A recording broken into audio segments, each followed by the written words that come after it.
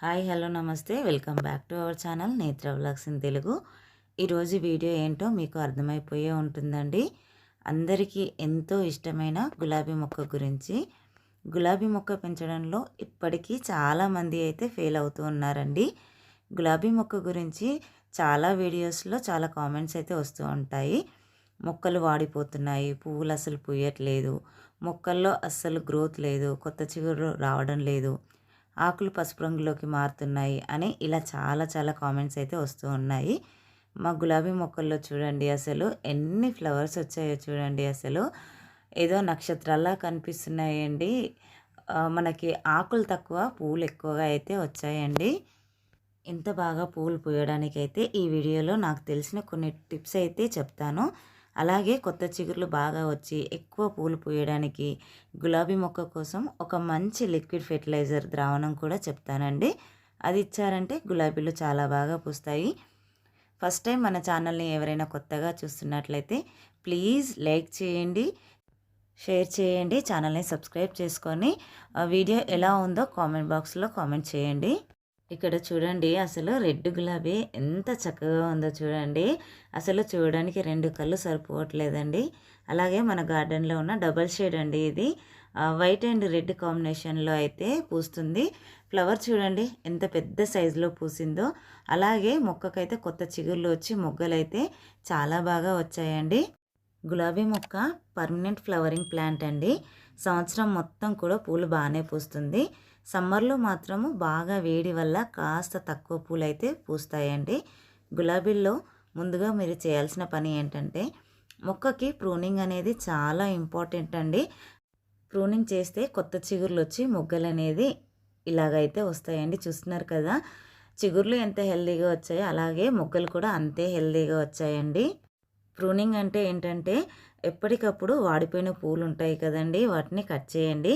అలాగే ఏవైనా బాగా పొడవుగా కొమ్మలు ఉంటే వాటిని కట్ చేయండి. ఎండిపోయిన కొమ్మలు ఉంటే వాటిని కూడా కట్ చేసి తీసేయండి. అలాగే బ్లైండ్ షూట్ అనేది ఉంటాయండి.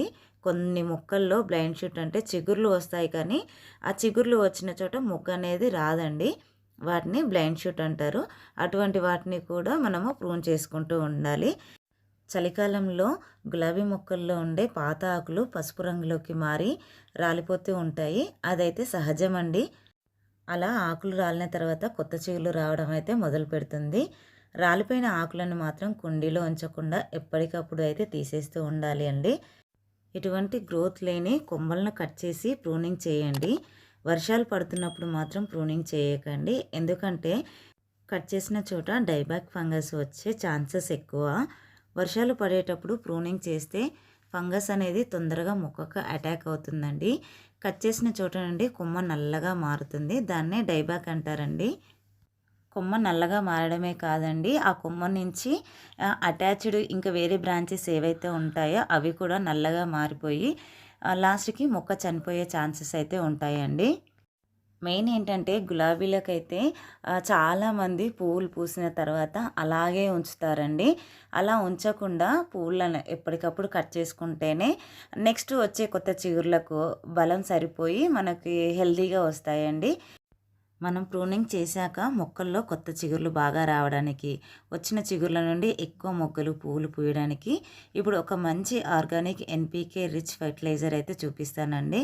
ఆ ఫెర్టిలైజర్ ఇచ్చారంటే గులాబీలు అయితే ఎక్కువగా పూస్తాయి. ఇది వచ్చేసి కంపోస్ట్ అండి, వర్మీ కంపోస్టు. ప్రూనింగ్ చేశాక ఖచ్చితంగా 100 నుండి 150 గ్రాముల వరకు ప్రతి గులాబీ మొక్కకు నెలకొకసారి అయితే సాయిల్ని లూజ్ చేసుకొని ఇలా మొక్క మొదట్లో ఇవ్వాల్సి ఉంటుంది. మనం ఫెర్టిలైజర్ ఇచ్చినా ఫెర్టిలైజర్ ఇవ్వకపోయినా సరే 15 రోజులకు ఒకసారి సాయిల్ అనేది ఎప్పుడు కూడా ఇలా లూజ్ చేస్తూ ఉండాలండి. ఇప్పుడు మొగ్గలు ఎక్కువగా రావడానికి, పువ్వులు పెద్ద సైజులో పూయడానికి నేను చెప్పే ద్రావణం అయితే ఇవ్వండి. ఇది చూస్తున్నారు కదా, ఇదైతే మస్టర్డ్ కేక్ పౌడర్ అండి. ఇది ఒక చెంచా, ఒక స్పూను, తర్వాత ఒక అర చెంచా ఆర్గానిక్ డిఏపి తీసుకోవాలండి. డిఏపిలో నైట్రోజన్, ఫాస్ఫరస్ అయితే ఉంటాయండి. కొత్త చిగుర్లు అలాగే బాసిల్ సూట్స్ బాగా వస్తాయి. మస్టర్డ్ కేక్లో అయితే ఎన్పీకే, నైట్రోజన్, ఫాస్ఫరస్, పొటాషియం అయితే ఉంటాయండి. పూలు ఎక్కువగా పూస్తాయి. ఈ రెండింటిని 1 లీటర్ వాటర్లో వేసి 1 డే అయితే సోక్ చేయాలి. 24 అవర్స్ తర్వాత ఈ లిక్విడ్‌ని ఇంకొక 1 లీటర్ వాటర్‌కి కలిపి మొక్కలకైతే ఇవ్వాలండి. నేనైతే ఆల్రెడీ రెడీ చేసి పెట్టుకున్నాను. ఎప్పుడు ఏదో ఒక ఫెర్టిలైజర్ అయితే మన మొక్కలకి ఇవ్వడం కోసము ఇలాగా నేను రెడీగా పెట్టుకుంటూ ఉంటానండి. చూస్తున్నారు కదా! ఇలాగా రెడీ అయిన ఫెర్టిలైజర్‌ని ఒక 1 లీటర్ వాటర్ తీసుకొని అందులో కొద్దిగా కలుపుకొని మనము అన్ని రకాల మొక్కలకైతే ఈ ఫెర్టిలైజర్‌ని అయితే ఇచ్చుకోవచ్చండి. ఫ్లవర్స్ అనేది చాలా బాగా వస్తాయి. అలాగే మొక్కల్లో గ్రోత్ కూడా చాలా బాగా వస్తుందండి. ఈ విధంగా 15 రోజులకు ఒకసారి ప్రూనింగ్ చేశాక ప్రతి గులాబీ మొక్కకు ఈ ద్రావణం ఇచ్చారంటే ఇలాగా పూలైతే గుత్తులు గుత్తులుగా పూస్తాయండి. ఐ హోప్ ఈ వీడియో మీకు నచ్చిందనే అనుకుంటున్నాను. నచ్చితే లైక్ చేయండి, షేర్ చేయండి, ఛానల్ని సబ్స్క్రైబ్ చేసుకోండి.